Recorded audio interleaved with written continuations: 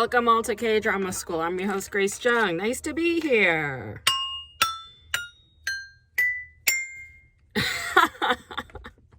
I went back to the antique shopping mall in Sherman Oaks on Ventura Boulevard, and I was doing my Christmas shopping there, but I invited a couple of more people to my Christmas party, and I had to go Christmas shopping for them. So I went back to the mall today, and I found a couple of items there. And I was just kind of like looking around, and I'm just like, technically all of this stuff is junk. Technically all of this stuff was also at one point brand new. There are things that people bought and then they decided to give it up or sell it or die. I mean, they all have like a story of some kind. And I mean, they're essentially curios. And the people who own these kinds of antique shops or vintage stores or thrift stores, I just wonder, like, what kinds of people they are. I mean, what kind of business were they in prior to becoming a proprietor of curios? Did they inherit the store? How often do they travel to go and find more curios, or do they just do it online? Because like my own parents also buy and sell antique and vintage items, and they have their own sort of like perspective on it and like how they want to do things. I just, for me, it's just like the way I see it is like, oh, it's just people accumulating a lot of things in their space and then selling it while accumulating more. Like that's what it seems like. But they are items that have been owned by other people.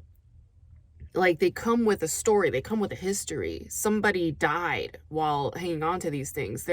I feel like those items have people's intentions and hopes and dreams and heartbreaks and loss. And I feel like all of those items carry those stories.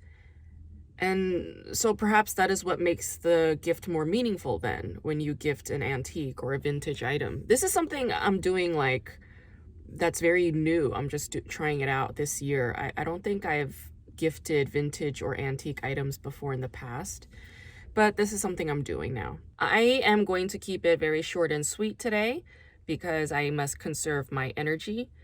I have to talk to you all about being intentional when creating art and what that means. I think intentionality comes in many different forms. Like I can ask myself, what is my personal intention for making this project? Like I'm currently working on a screenplay. It's like, what are my personal stakes in that? And then wondering, what is the overall larger social or societal purpose that I am intending with this project? I think those are two very good questions to begin with. And then there comes the question of like, what are the intentions of these characters? And how do I relate to them? And I'm trying my best to look at all my characters with love. Be like, well, I can love all of them. They're all my children.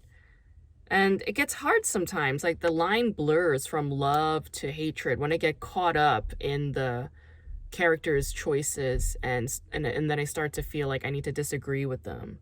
And I start like moving up against them and fighting them. And then I'm like, wait, I feel like there's like an interesting sort of intimacy when that happens. When I start pressing myself up against something, the resistance that I feel and I push myself up against it. I mean, it's like very sexual if you think about it. It's a kind of coital dance that occurs when there is tension or resistance. I think that's why they say there's sexual tension, right? There's like a push-pull. There's an attraction, but there's also a repelling that's happening simultaneously. So they call that tension. And we need that tension. A lot of the times, that tension is what grabs everybody's attention. And I feel like in order to make that tension seem beautiful, we need to be very, very balanced and fair and honest when approaching our stories and how we approach that. I think this past year, I was working very hard at trying not to complain. And I don't think I did a perfect job, but I also think that I decreased my social interactions a lot in order to avoid complaining. And what ended up happening was the complaining started to just happen in my head anyway. And so, like, how do I stop that? And yesterday I just learned, like, oh, you just have to say stop. You just have to say pause, let's reassess, and then redirect. I mean, there's no other way but that. You just stop. And that's something I'm trying to do more and more, to be like, I have this urge, this default desire to just complain. And, complaints come in all forms. It comes in the way of just expressing ourselves in a way that, like, makes other people feel sorry for us, or expressing ourselves in a way that is, like, highly cynical or negative. Yeah, complaints come in all different facets. Oh my God, I even feel like academia is a form of just highbrow complaining. Yeah, that's what it is. Like, I was at the Skylight bookstore yesterday, and like, we were at the philosophy section, me and my friend, and I just pointed at, like, all these, like, like Hannah Arendt, like Foucault, Derrida, like, all these Nietzsche, all these different philosophers. And I just told her, I was like, philosophers are essentially complainers. They are essentially having an anxiety attack, and then they write down that anxiety attack using lofty words, and then they say this is a book or this is a theory. That is what philosophy is at the core. And increasingly, I feel like words are not meaningless, not trivial, but inadequate. I feel like words are not enough.